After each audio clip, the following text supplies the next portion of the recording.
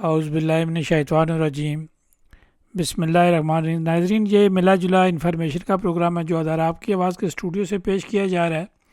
समाइन, हमारा काम है आपको न्यूज़ देना, लोकल न्यूज़ देना, बर्निंग न्यूज़ देना, हमारे मुल्क में क्या हो रहा है, डेनमार्क में क्या हो रहा है, लोकल हमारी तंजीमात किस तरह काम कर रही हैं, लोकल ख़बरें किस तरह चल रही हैं, तो कोपनहेगन में क्या हो रहा है, पार्लियामेंट बनने जा रही है या बातचीत अभी चल रही है। ये सारी चीज़ें जानने के लिए हम कोशिश करते हैं कि आपको जो है वो लेटेस्ट इन्फॉर्मेशन मिले। सारे अपना टाइम निकाल कर आपको जो है वो इन्फॉर्मेशन देते हैं। इस वक्त हमारे साथ एक तजिया निगार अदनान अली अमीन हमारे साथ हैं। अक्सर ये आपको ताज़ा तरीन खबरें देते रहते हैं, एनालाइज भी करते रहते हैं। अदनान, एक बार फिर आपको खुश आमदीद कहते हैं। अस्सलाम वालेकुम राजा साहब, बिस्मिल्लाहिर्रहमानिर्रहीम। मेरी तरफ से सब व्यूअर्स को अस्सलाम वालेकुम।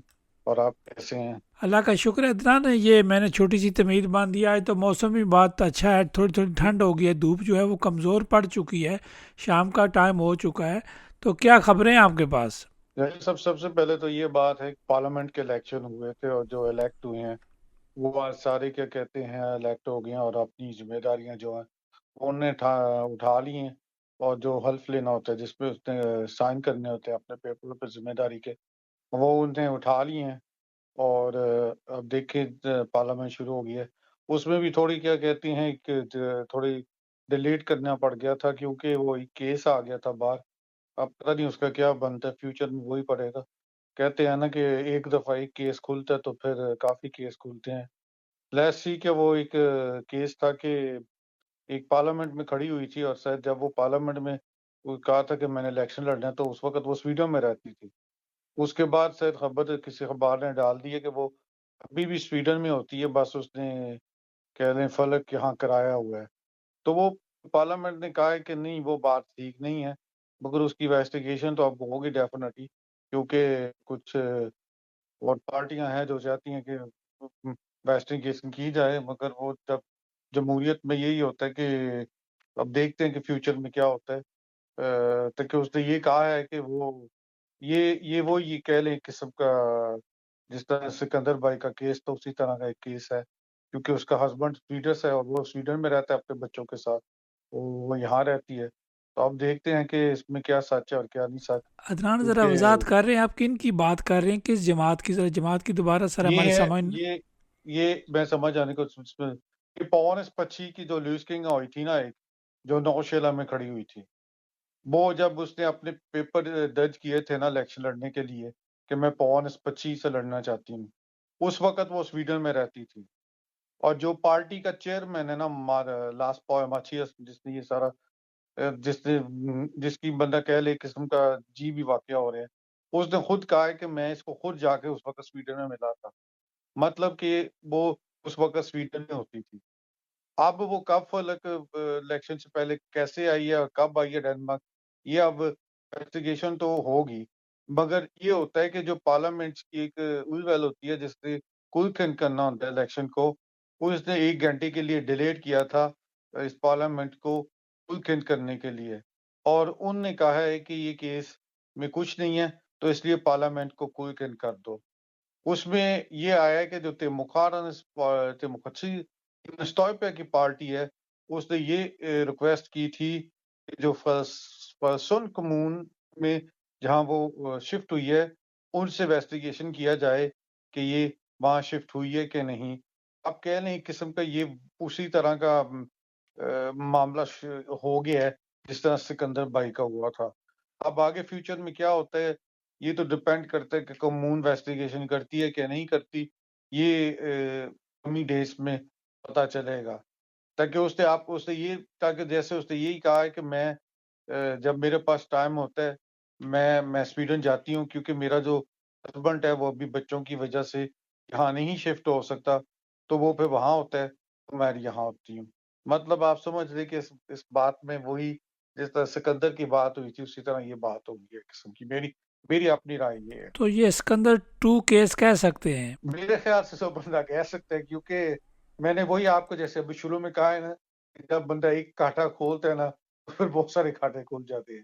तो अब देखते हैं कि और वही बात है कि ये जिस दिन से ये क्या कहते हैं ये पार्टी अंदर आई है ना, तो एक से एक क्या कहते हैं इन्होंने ना तमाशा लगाया हुआ है।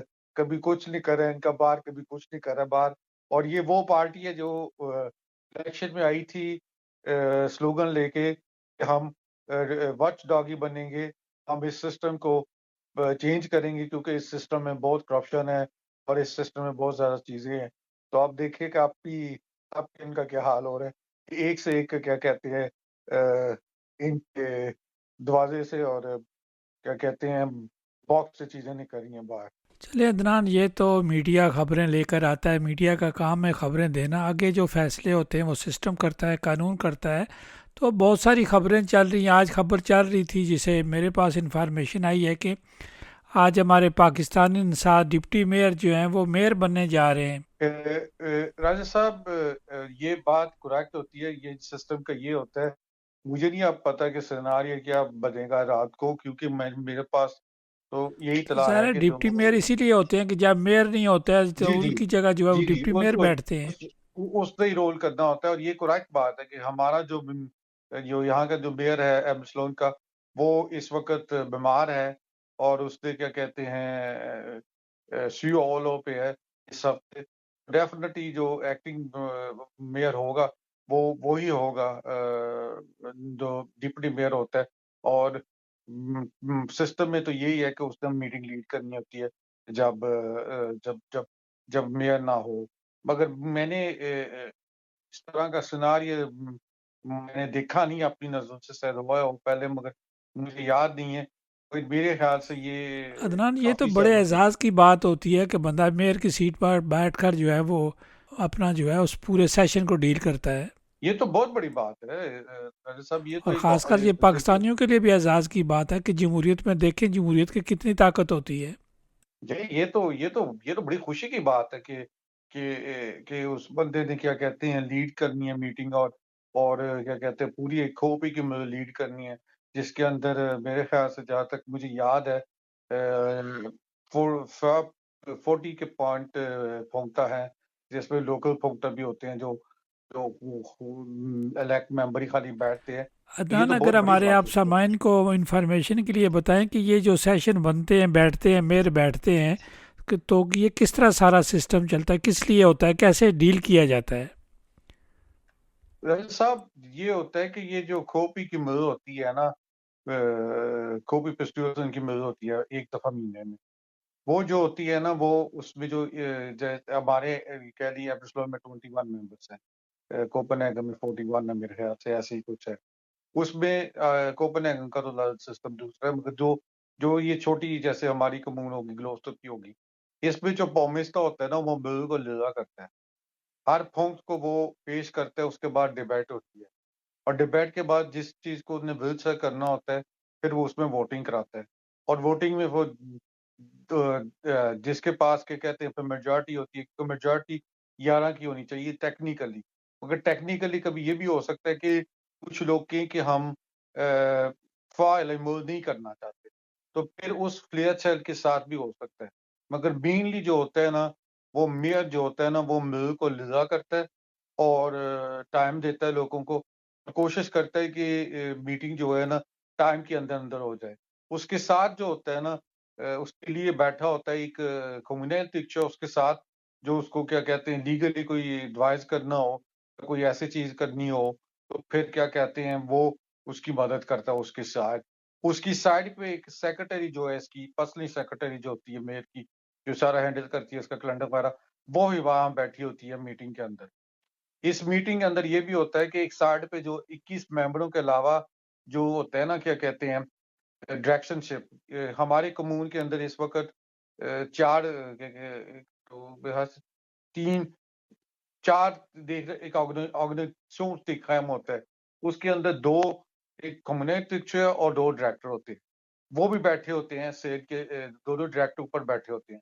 उनके साथ जो उनके थल्ले डिपार्टमेंट्स के लीडर होते हैं, वो भी खोप इस सेल के अंदर ही होते हैं। मतलब कि ये एक पूरी टीम होती है, जो वॉच ऑफ कर रही होती है, ये जो प क चीज़ें बननी है ना, ये सही बन रही हैं कि नहीं। तो एक किस्म का कह लें कि बहुत बड़ी टीम होती है, जो वहाँ पे होती है। जैसे हम लोग हैं आम बंदे हैं, हम टेक्निकली आम बंदे तो है नहीं क्योंकि हम डिप्टी काउंसिलर तो रहेंगे क्योंकि हमने इलेक्शन लड़ा हुआ है। हम भी वहाँ जाके लोकल फुंका के अलावा सारे फुंकटों में बैठ के देख सकते हैं। और हम कभी-कभी जाते भी हैं, जब हमारी पार्टी को ज़रूरत पड़ती है किसी चीज़ में हमारी एक्सपर्टीज़ हो, तो हम वहाँ पे ही होते हैं। क्योंकि वहाँ पे जब हम होते हैं, तो हम फिर आपस में कनेक्शन में होते हैं। और फिर कभी-कभी ये भी होता है कि हम कोई इन्फॉर्मेशन हो, तो ऐसे कोशिश करते हैं कि मदद कर सकें तो करें। मगर टेक्निकली ये होता है कि मीटिंग जो होती है ना, वो ऑपरेशन जो होती है ना, वो 21 मेंबर बैठे होते हैं वहाँ पे। अपनी-अपनी पार्टी के जो होते हैं, इस वक़्त मेजॉरिटी पार्टी तो देखा जाए मेयर के पास जो पार्टी है उसके पास टोटल 2 सीटें हैं। पर टेक्निकली देखा जाए इस वक़्त क्या कहते हैं एक फूसलस बिल होती है, जिसको इकट्ठा करके बंदे ने चीज़ को बनाना होता है। तो ये एक बड़ा ऑनर होता है मीटिंग को लीड करना और डिबेट को लीड करना, क्योंकि बंदे पे बड़ा प्रेशर भी होता है। और एक और चीज़ है कि जो मेयर होता है ना, मीन मेयर जो जिसको वो बेचता है, वो जो इकोनॉमी वेल होती है ना, जिसमें सारे खूब इससे पहले सॉल्यूशन आईडी सब कुछ आता है, उसका भी वो चेयरमैन और उस वेल से ही पहले उसमें आते हैं, उसके बाद फिर हफ्ते बाद वो भी मिल में आते हैं। ये ऐसे सिस्टम चलता है यहाँ पे डेनमार्क। तो अदनान ये कोई इतना मुश्किल काम नहीं है, सिर्फ जो है कि बंदे को हाज़िर दिमाग होना चाहिए। फिलहाल सब इसमें दिमाग होना चाहिए और आपको प्रिपरेशन की ज़रूरत होनी चाहिए कि आप जब अब लेट्स सी आज आपके पास 40 से 39 40 पॉइंट है। उसके बारे में आपने बस अपनी तैयारी करके आना है कि किस चीज़ पे आपने आपकी डिस्कशन है और किस चीज़ पे क्या कहते हैं मोस्ट इम्पोर्टेंटली वोटिंग है।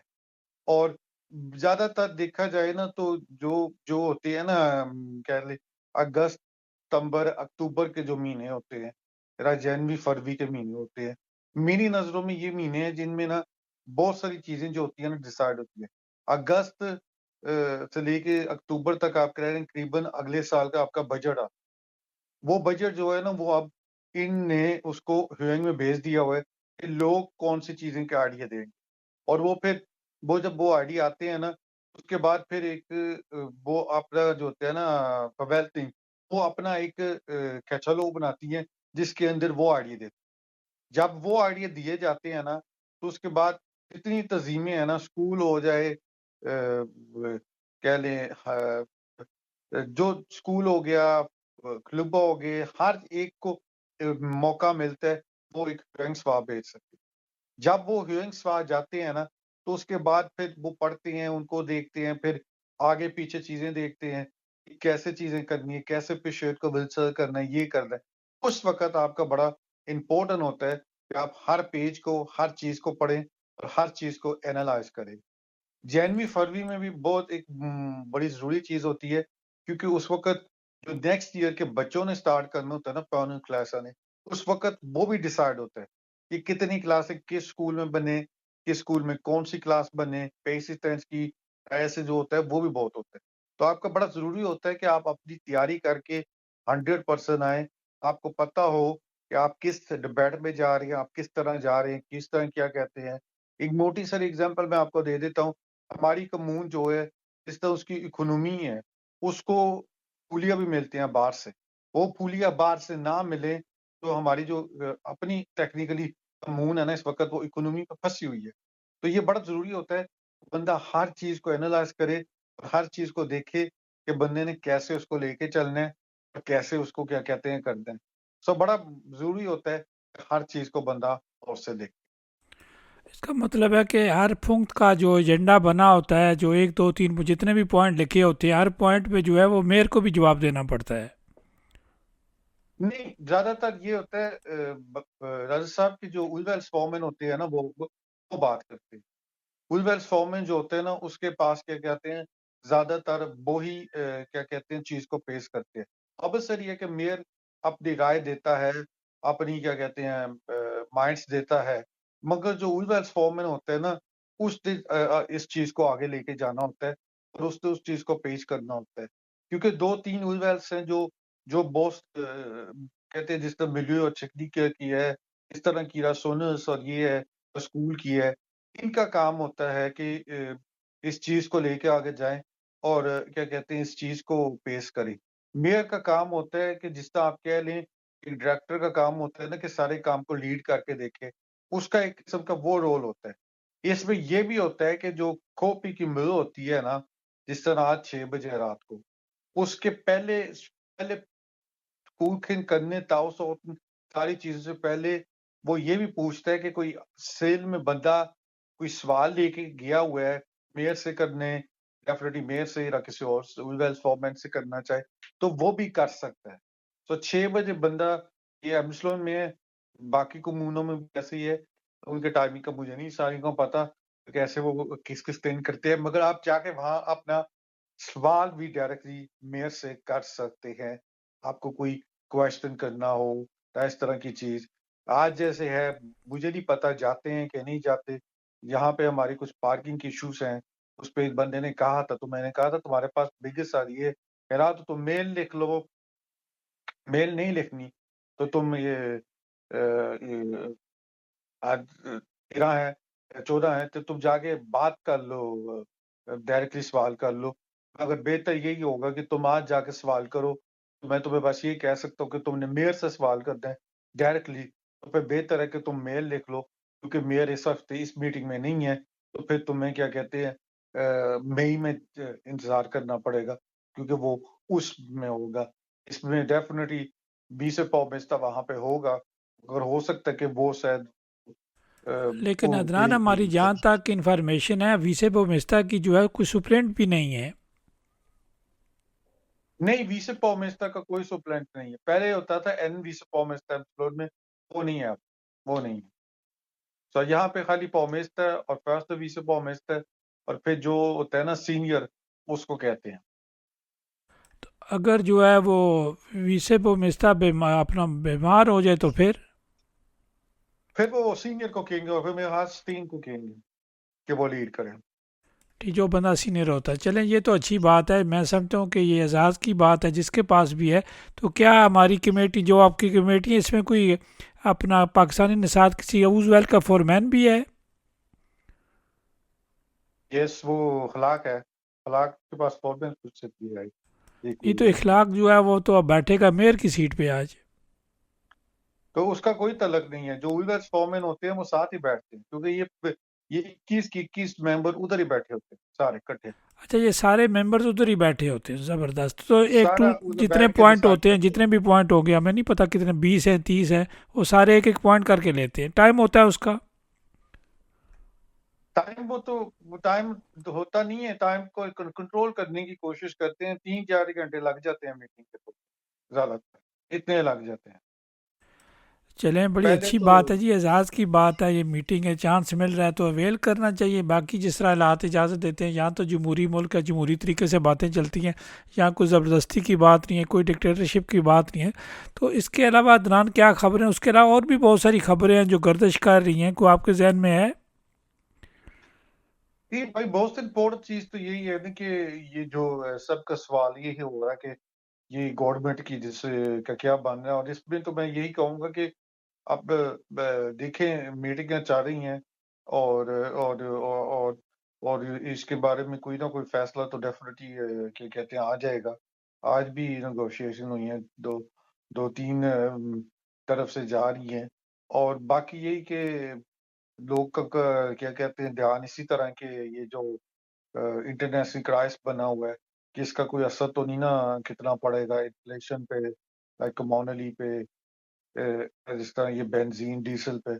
तो वो तो फ्यूचर ही बताएगा क्या होता है, क्योंकि तो अनफॉर्चुनेटली क्या आपकी मेते हुकूमत बनाएंगी, या कि लास्ट लुक हुकूमत बनाएगा, या साथ मिलकर हुकूमत बनाएंगे वेंस्टा के साथ भी और कंजर्वेटिव के साथ भी, मुल्की मफाद में?